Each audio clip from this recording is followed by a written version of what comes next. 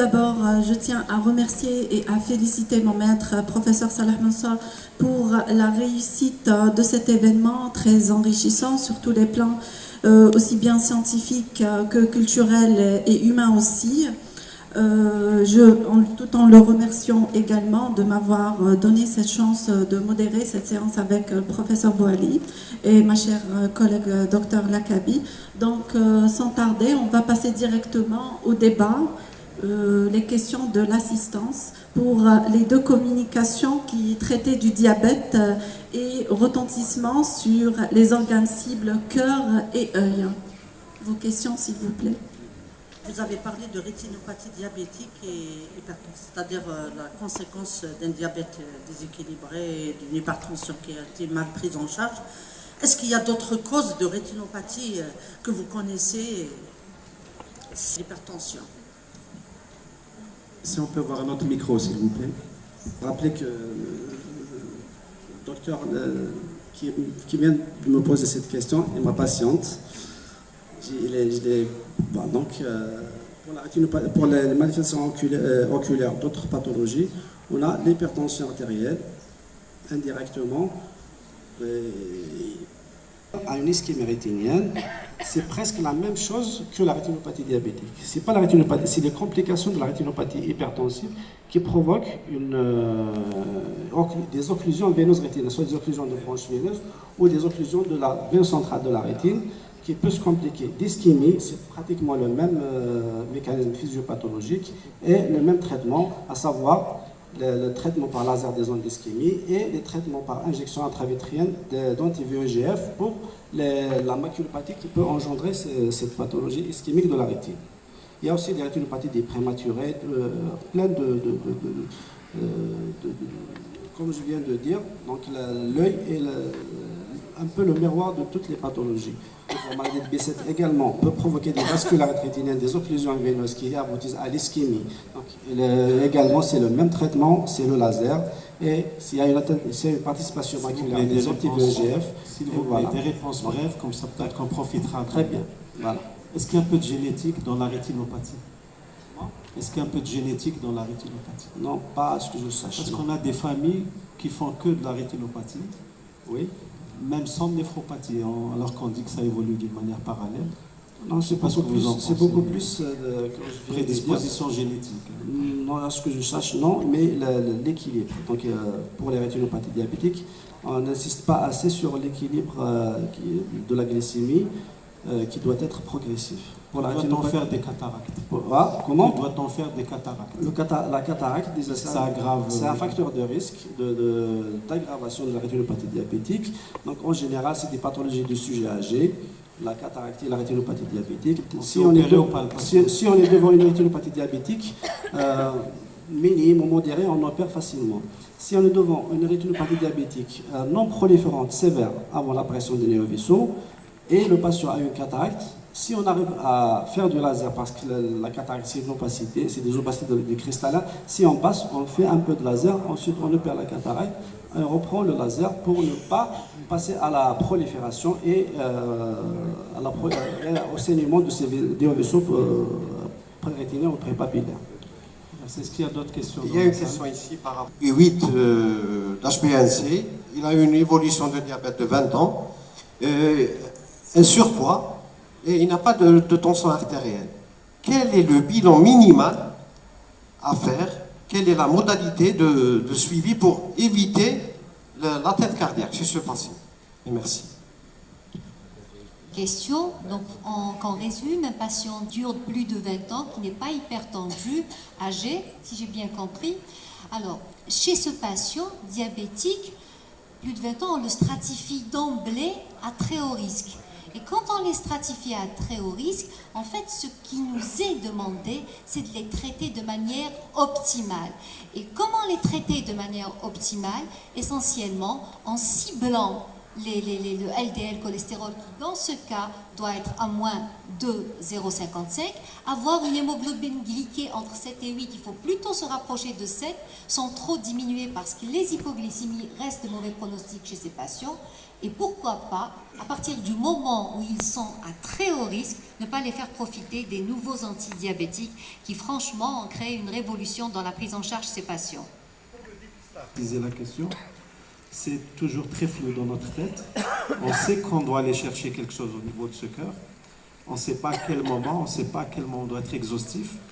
Et puis, je sais que je dois faire un ECG, à quel moment je fais une échographie, à quel moment je vais plus loin qu'au scan. Donc, c'est tout ça la problématique. Est-ce que c'est très tôt dans l'histoire clinique du diabète ou à un stade beaucoup plus avancé? Je pense traduire un petit peu votre pensée. Quel est le bilan minimal et à quel moment? Il y a toujours une contradiction entre nous. Est-ce qu'on fait un ECG? Est-ce que l'échographie est indispensable? On sait que oui. Pour certains, sinon, elle ne fait pas partie du bilan minimal. Et puis, à quel moment je stratifie vers le haut? Ouais, c'est tout ça, cette problématique. On le sait, mais c'est très flou dans notre tête. Très bien. Je vous remercie pour la question. J'espère que j'ai traduit un petit peu.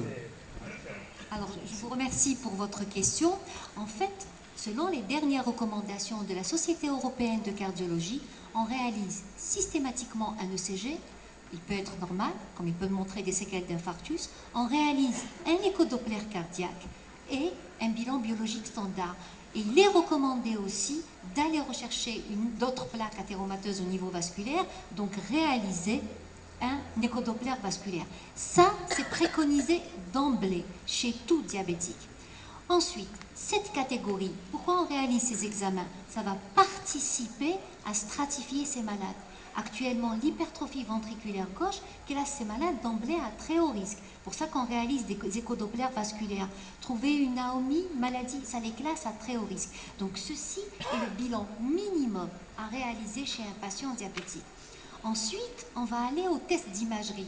Quand est-ce qu'on réalise? C'est lorsqu'on est devant un patient à très haut risque cardiovasculaire. La première catégorie. Chez ceux-là, qu'il faut aller rechercher la maladie coronaire, au moins une fois, parce qu'attention, on est obligé de rechercher une ischémie qui est silencieuse. Le patient est asymptomatique et il est recommandé d'aller rechercher cette maladie coronaire par des tests d'ischémie. Certains préconisent un coroscanner chez tous ces patients à très haut risque. Au moins une fois par an, une fois dans leur prise en charge annuelle. Voilà en général ce que recommande la Société européenne de cardiologie. J'espère que j'ai été claire. On a parlé ce matin de l'atteinte des organes cibles. Quand les complications sont avérées, comme a dit notre ami, c'est déjà trop tard malheureusement, tout le monde a perdu. Donc idéalement, c'est d'explorer assez tôt. Ça reste toujours problématique, pas uniquement pour le cœur, pour d'autres. Que pensez-vous de la neuropathie autonome cardiaque? Alors, la neuropathie... Comment la dépister? Voilà. Sur plan pour le généraliste. Hein. Oh, pour généraliste, la neuropathie autonome cardiaque, généralement, on commence par réaliser un ECG déjà, un Holter ECG, et c'est tout. Hein. Et rechercher une ischémie silencieuse par un test d'imagerie. Voilà le bilan qu'on recommande chez ces patients. Fréquence cardiaque qui ne bouge pas, est-ce que c'est un signe? Alors, en général, on recommande un Holter ECG pour regarder essentiellement la fréquence nocturne, comment elle réagit durant le nictémère, et pas plus. Nous, les cardiologues, c'est ce qu'on fait. Voilà. S'il y a des questions dans la salle, on attend le professeur Salchmasso, je ne sais pas si... Si vous permettez. C'est déjà un drame quand on dit à un patient, vous êtes diabétique. C'est déjà un drame. Alors ensuite, on fait tout, énormément de dépenses pour éviter les complications.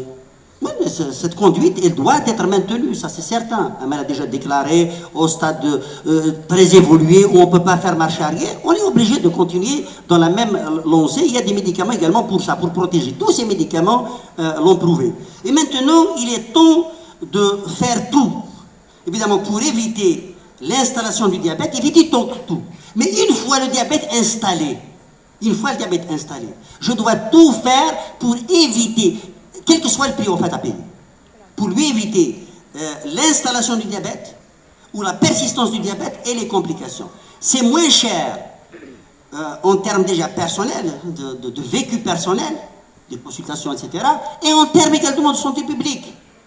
Parce que si on fait le compte, il y a Mme Ahmed Zaid qui est ici, une grande économiste de la région de Tizi Ouzou, qui a été à la tête d'un laboratoire également de recherche à l'université de Tizi Ouzou. Maintenant, elle est en retraite, mais j'espère qu'elle va nous apporter également avec ses anciens élèves des travaux dans ce sens.